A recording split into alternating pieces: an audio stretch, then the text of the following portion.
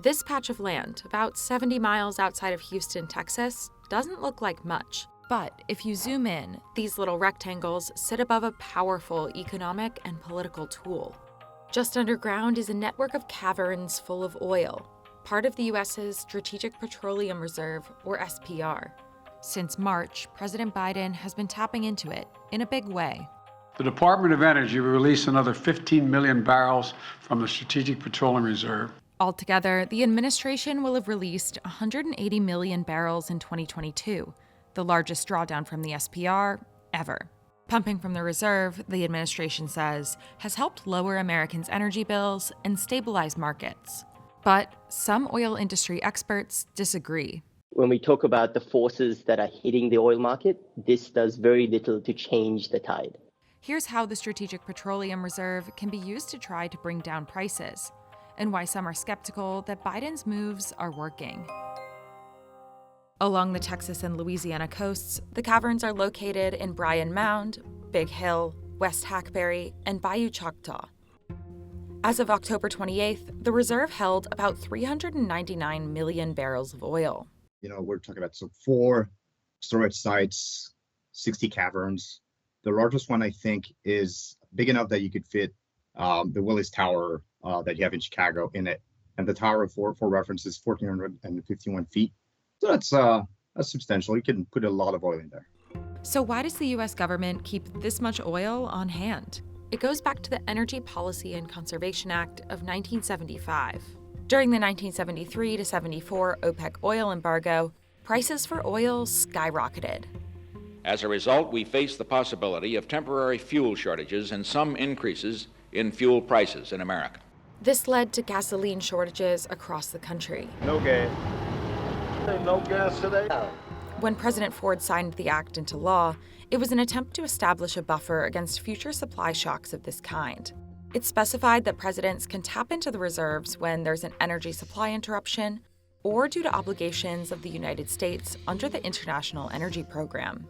Over the years, that's meant a few things. Historically, the U.S. has drawn into the SPR for emergency and non-emergency releases. What's an emergency release? It's a hurricane that disrupts all production. What's a non-emergency drawdown? It's a sale mandated by Congress as part of policymaking. Using that authority, Biden tapped into the reserves starting in the spring and through this fall. We're going to continue to stabilize markets and decrease the prices at a time when the actions of other countries have caused such volatility. The market for oil has been very tight, and the U.S. has had to balance the fight against inflation, and gasoline prices has been a main driver of that, with targeting Russia and punishing it for its invasion of Ukraine. Releases from the SPR can help calm oil traders by injecting more crude supplies into global markets.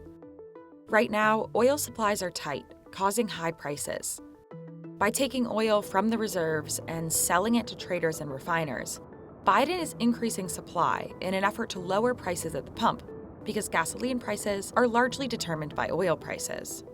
This strategy has worked in the past. Take when the government tapped into the reserve after Hurricane Katrina as an example. The U.S. sold 11 million barrels to keep production steady for the rest of the country. After the release, prices stabilized. And something similar happened earlier this year due to Biden's March announcement, when he said he'd release 1 million barrels a day. Treasury Department estimates that the releases that we've seen this year lower the price of gasoline between 13 and 31 cents per gallon. So that's a pretty broad range. But industry critics say that the oil releases have artificially lowered prices in the short term, dissuading investment in new oil production. U.S. officials said they had intended the reserve releases to be a stopgap until domestic production ramped up. There's only been a slight increase in production so far this year, about 6% since January. And that's largely because the large producers in the U.S. have been conservative with their spending.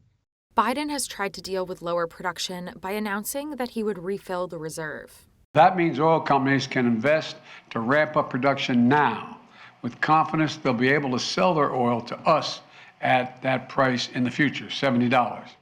But analysts have said that shifting from releasing the reserves to refilling them could remove large amounts of oil from the global market, which would continue to tighten supplies and contribute to inflation.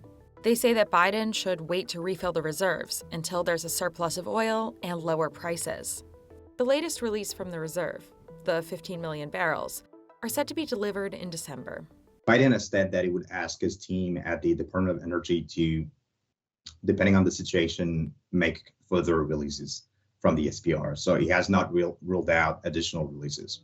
Until the SPR is refilled, federal inventories are at a 38-year low. But Biden says there is still enough in case of emergency.